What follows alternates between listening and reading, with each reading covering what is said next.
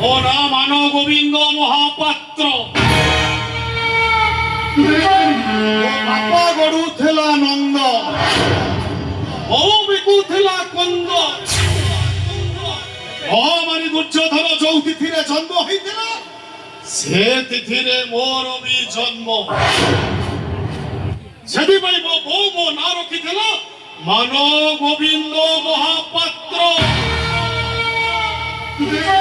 ମାନ ଗୋବିନ୍ଦ ମହାପାତ୍ର ଘରେ ବେତାଳିଆ ବାଜା ବଜେଇବାକୁ ସାହସ କଲ କେମିତି? ସବୁ ଗୋଟେ ଫାର୍ସ ନେଇଛ। ଆପଣ ଭୁଲ ହେଇଯାଇଛି, ଏଥର ଠିକ ବାଜିବ। ଯେମିତି ସବୁ ଠିକ ଠିକ ବାଜା ବାଜେ। ଏ ଝିଅ, ଆମେ ତୋ ପାଖରେ ଯଦି ଭଲ ଢୋଲକ ନଥିଲା ମତେ କହିଲୁନି, ମୁଁ ଭୁବନେଶ୍ୱର ନେଇ ଆସିଥାନ୍ତି। ଏଥର ସବୁ ଠିକରେ ବାଜିବ ଆଉ ତାଳରେ ବାଜିବ, ଜମା ବ୍ୟସ୍ତ ହୁଅନ୍ତୁ। ଶୁଣ, ଯେମିତି ସବୁ ଠିକ ଠିକରେ ବଜେଇବୁ, ଆଡଭାନ୍ସ ନେଲା ବେଳକୁ ନାହିଁ, ଆଉ ବଜା ବଜେଇଲା ବେଳକୁ ତାଳ ହଉନି। ଯେତେ ସବୁ ବାଜା ବଜଉଛୁ ସବୁ ଯାକ ବେତାଳିଆ, ବେତାଳି ବି ତାଳରେ ବାଜୁନି।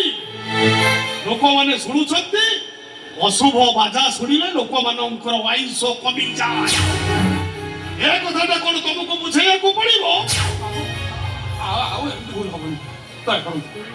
ଏଥର ତାଳଟା ଯେମିତି ବେତାଳ ନ ହୁଏ, ନହେଲେ ଯାହା ଆଡଭାନ୍ସ ନେଇଛୁ ଆଉ ଗୋଟାଏ ଟଙ୍କା ବି ଦେବି।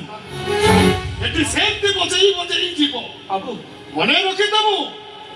ଓ ନାଁ ମାନ ଗୋବିନ୍ଦ ମହାପାତ୍ର।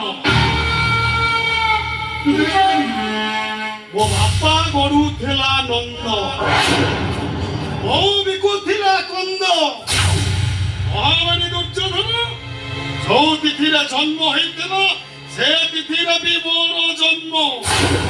ସେଥିପାଇଁ ମୋ ବୋଉ ମୋ ନାଁ ରଖିଥିଲା ମାନ ଗୋବିନ୍ଦ ମହାପାତ୍ର।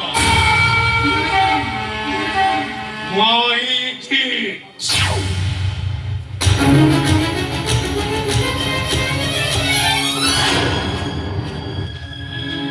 ଏ ସମୟ ତୋର ଆଜି କଣ ହେଇଛି କହିଲୁ?